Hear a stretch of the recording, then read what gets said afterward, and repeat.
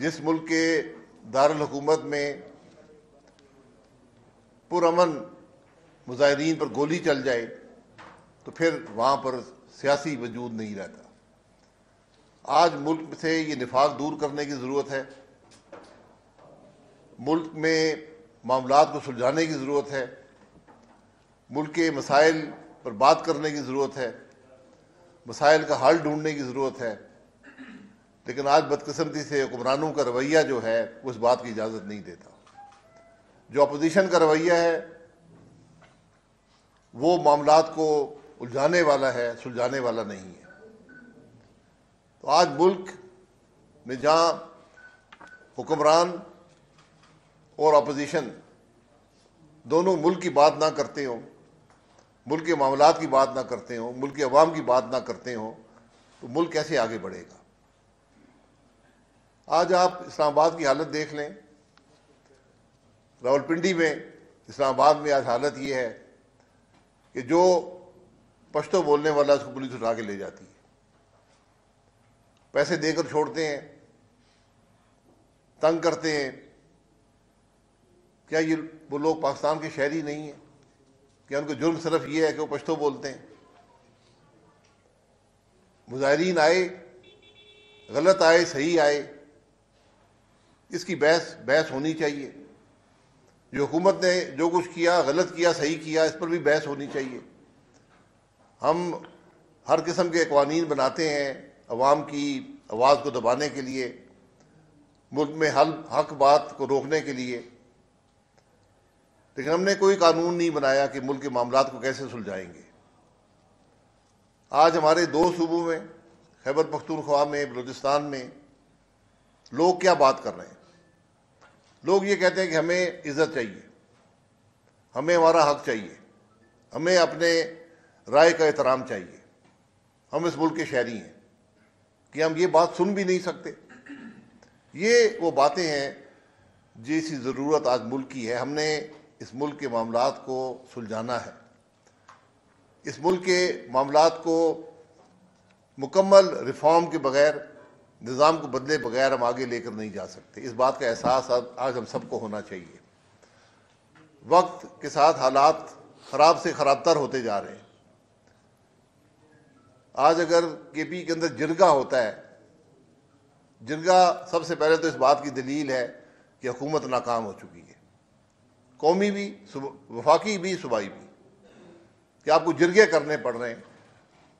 جو کچھ کرم ایجنسی میں ہے اس کی حقیقت کیا ہے؟ آج عوام یہ جاننا چاہتے ہیں۔ وہاں پر کیوں لوگ ناحق ہلاک کیے گئے، کس نے کیے، اس کی وجوہات کیا ہیں؟ تو ان معاملات کو سلجھانا یہ حکومتوں کا کام ہوتا ہے۔ حکومت کا یہ کام نہیں ہوتا کہ لوگوں پر گولی چلائے، حکومت کا یہ کام نہیں ہوتا کہ آواز کو دبانے کی کوشش کرے۔ حکومت کا کام ہوتا ہے کہ ملک کے معاملات کو سلجھائے، عوام کو ایک بہتر مستقبل کی امید دے۔ یہ بات آج پاکستان عوام کرتی ہے کہ ہمیں ملک پر توجہ دینی ہے، اور ملک کے معاملات کا واحد حل ہے کہ آپ ملک کو رول آف لا، آئین کے مطابق ملک کا نظام ہونا چاہیے۔ آئین میں کمی ہے، اس کو دور کر لیں۔ اگر آپ رات کے اندھیرے میں 26ویں ترمیم جو مکمل طور پہ غلط ہے، تو آئین کی روح سے متصادم ایک رات کے اندھیرے میں آپ پاس کر سکتے ہیں، تو کیا آپ ملک میں ریفارمز کے لیے آئین کو نہیں بدل سکتے؟ آج بہت سے ریفارمز کی ضرورت ہے، اس پر آپ کو اتفاق رائے چاہیے، ملک کے اندر چاہیے۔ ریفارم کے بغیر کوئی ملک نہیں چلتا۔ پاکستان دنیا کا واحد ملک ہے جو ریفارم کی بات نہیں کرتا۔ پاکستان دنیا کا وہ ملک ہے جس کو ہر قسم کا ریفارم چاہیے۔ آپ کا ہر نظام ناکام ہو چکا ہے۔ آپ کے گھر کا چولہا آسانی سے جل رہا ہے۔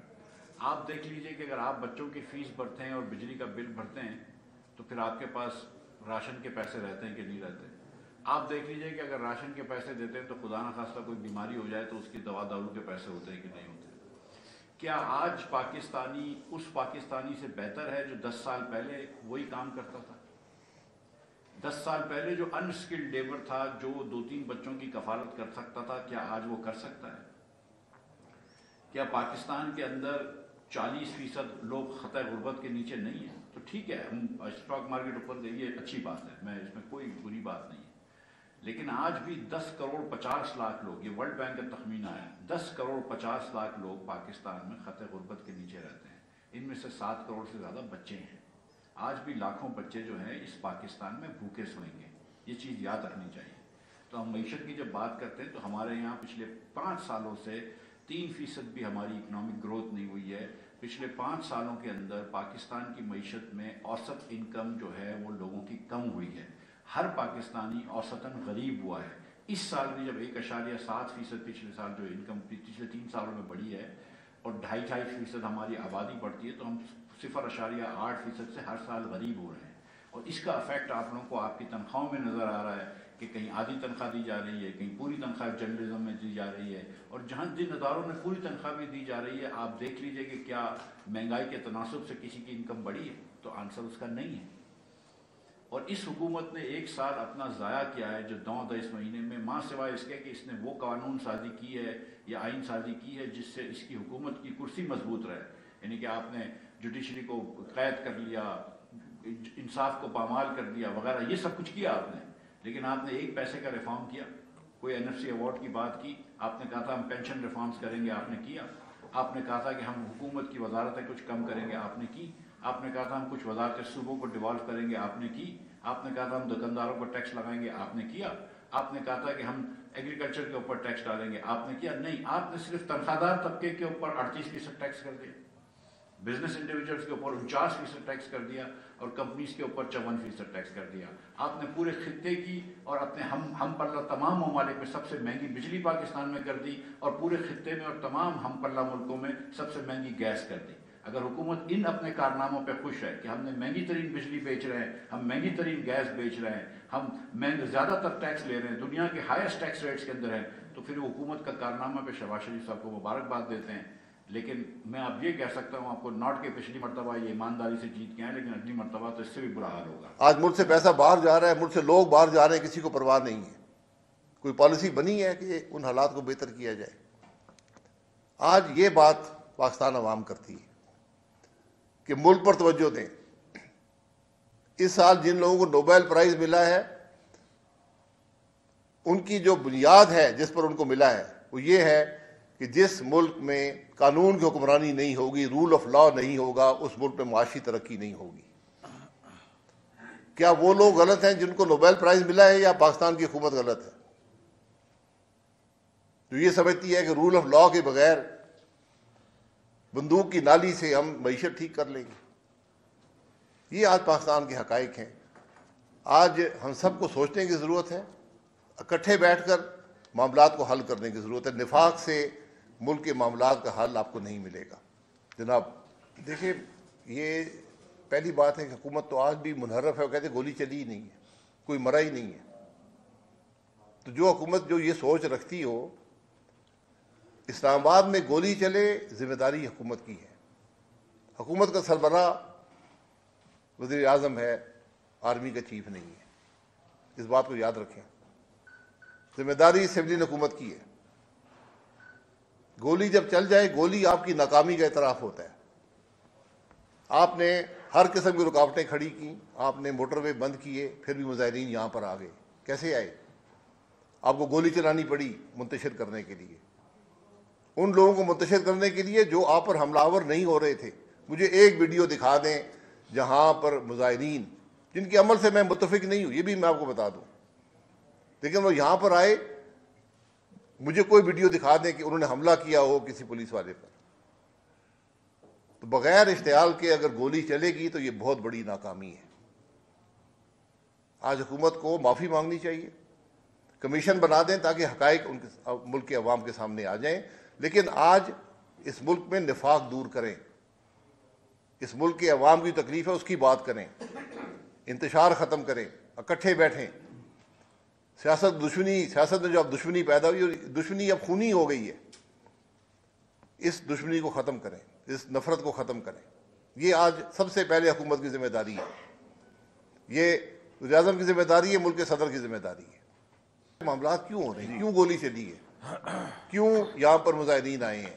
کیوں سول ڈس کی بات ہو رہی ہے؟ کیونکہ آپ نے اپوزیشن کو دیوار سے لگایا ہوا ہے، اور یہ نئی بات نہیں ہے. عمران خان صاحب نے بھی اپوزیشن کو دیوار سے لگایا ہوا تھا. اللہ کرے وہی سبق حاصل کر لیں کہ مستقبل میں اگر کبھی اقتدار آیا تو یہ کام نہیں کریں گے، کیونکہ آج کے حکمرانوں کو سبق نہیں ملا نا. ہم نے بھی 4 سال عمران خان کی اپوزیشن میں گزارے اور مشکل حالات تھے، لیکن کسی کو سبق حاصل نہیں ہوا. ہم اپنی غلطیاں دہرانے پہ تلے ہوئے. تو طریقہ ایک ہی ہے، آپ کو اکٹھے بیٹھنا پڑے گا. یہ ملک سب کا ہے، یہ ملک کسی ایک جماعت کا نہیں ہے، کسی ایک ادارے کا نہیں ہے، یہ ہمارا ملک ہے. ہمیں اپنا ملک واپس چاہیے. میں اعظم رہا ہوں، جو کچھ میرے دور میں ہوا ہے میں اس کا ذمہ دار ہوں. دھرنا صحیح ہوا ہے غلط ہوا، ہم نے گولی تو نہیں چلائی، کسی کو قتل تو نہیں کیا. جو کچھ ہوا اس کے حقائق بڑے تلخ ہیں. میں ہمیشہ کہتا ہوں ٹروتھ کمیشن بنا دیں، اس کے سامنے آ کے میں بیان کر دوں گا. میں کسی کنٹروورسی میں یا کسی کو نہیں ڈالنا چاہتا. برج بننے کے لیے برج کی بنیادیں چاہیے ہوتی ہیں، خواہش چاہیے ہوتی ہے کہ برج یہاں پر بنے. تو خواہش آج مجھے نظر نہیں آتی، نہ حکومت سے آتی ہے نہ اپوزیشن سے آتی ہے. ہر ایک اپنے مفاد کو ڈھونڈ رہا ہے. ملک کے مفاد کی بات ان میں سے ایک بھی نہیں کر رہا، عوام کے فلاح کی بات ان میں سے ایک نہیں کر رہا. تو کس بنیاد پہ برج کا کردار کو ادا کر سکتا ہے؟ ہم اپوزیشن میں ہیں نہ ہم حکومت میں، ہم پارلیمان میں نہیں ہیں. ہم تو آج ملک کی بات کر رہے ہیں. جو ملک کی بات کرے گا ہم اس کے ساتھ ہیں. حکومت کرے ہم اس کے ساتھ ہیں، عوام کی بات کرے ہم اس کے ساتھ ہیں، ملک میں ریفارم کی بات کرے ہم اس کے ساتھ ہیں. اپوزیشن کرے یا حکومت کرے، آج کرنی سب کو چاہیے، کسی ایک کے بس کی بات نہیں ہے.